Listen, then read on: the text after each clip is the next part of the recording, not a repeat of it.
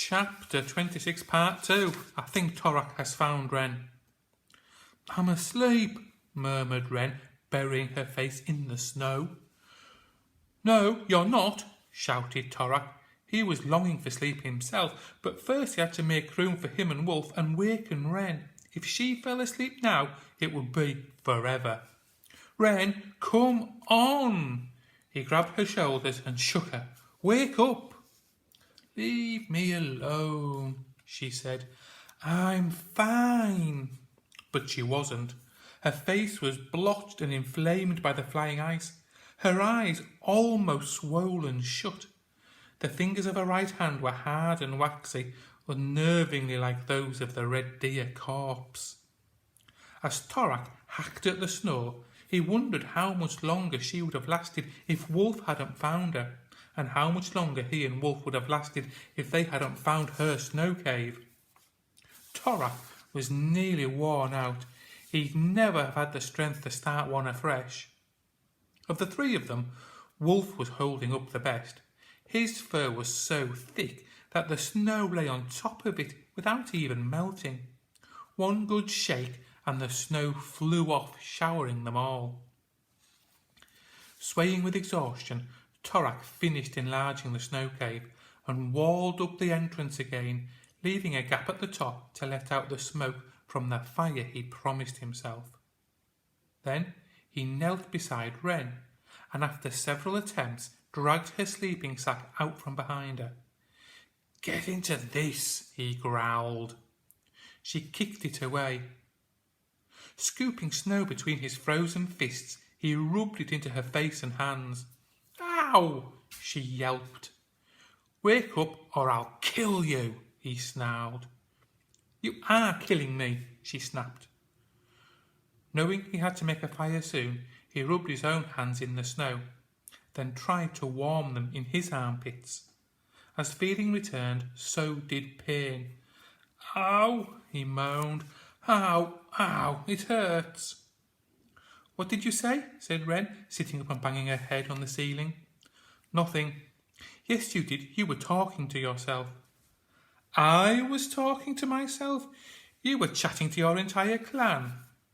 I was not, she retorted indignantly. You were, he said with a grin. She was waking up at last. He'd never been so glad to be having an argument. Somehow, between them, they managed to make a fire. Fire needs warmth as well as air, so they used some of their firewood to make a little platform to keep the rest off the snow. And this time, instead of fumbling with his strike fire, Torok remembered the fire roll in his pack. At first, the fire in the birch bark roll refused to wake up, even when he blew on it coaxingly, and Wren fed it morsels of tinder warmed in her hands. Eventually it flared, rewarding their efforts with a small but cheering blaze. With dripping hair and chattering teeth, they huddled over it, moaning as it thawed their hands and blistered their faces. But the flames gave them comfort greater than heat. Every night of their lives they'd gone to sleep to that crackling hiss and that bittersweet tang of wood smoke.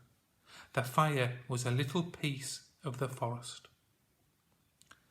Torok found his last roll of dried deer meat and shared it between the three of them. Wren gave him the water skin. He hadn't known he was thirsty, but as he took a long drink, he felt strength returning. How did you find me? Wren asked. I didn't, he replied. Wolf did. I don't know how. She considered that. I think I do. She showed him the grouse bone whistle. Torok thought of her blowing that silent whistle in the dark. He wondered what it had been like all alone.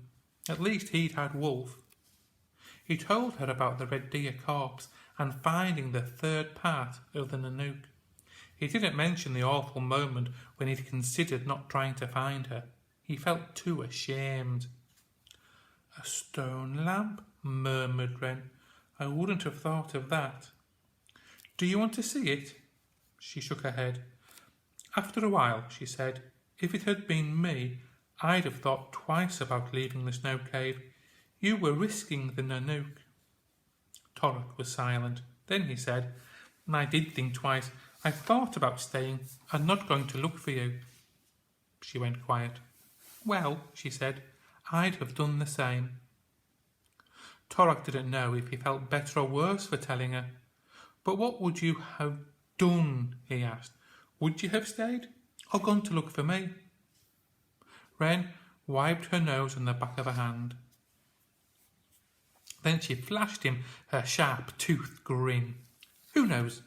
But maybe it was another kind of test. Not whether you could find the third piece of the Nanook, but whether you could risk it for a friend.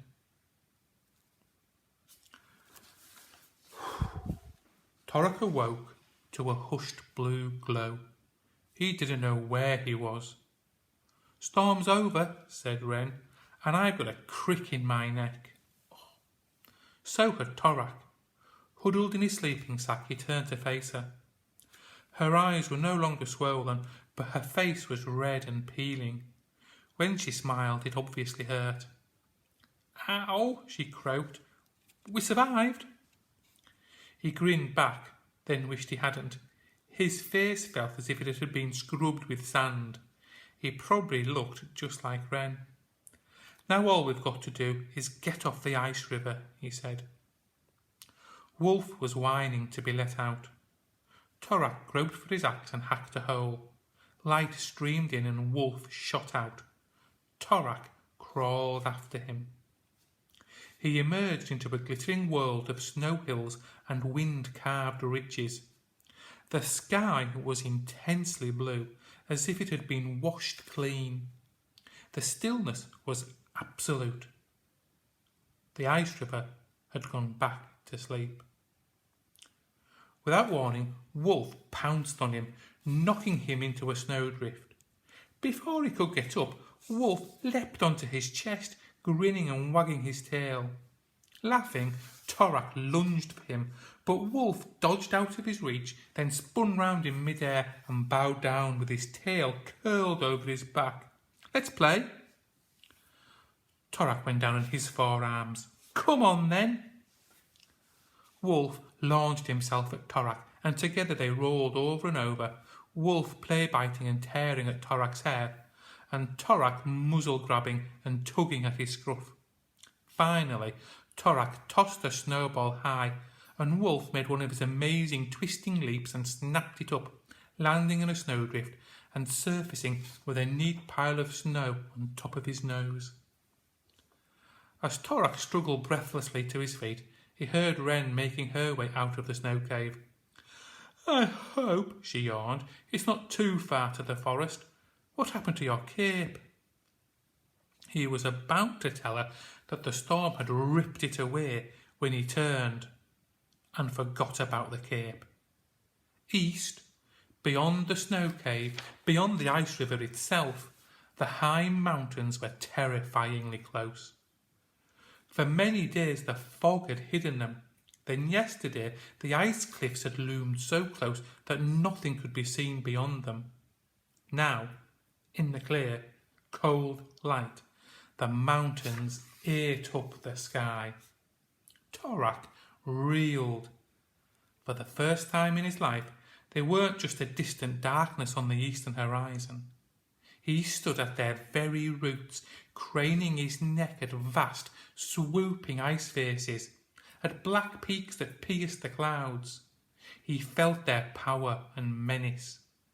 They were the abode of spirits, not of men.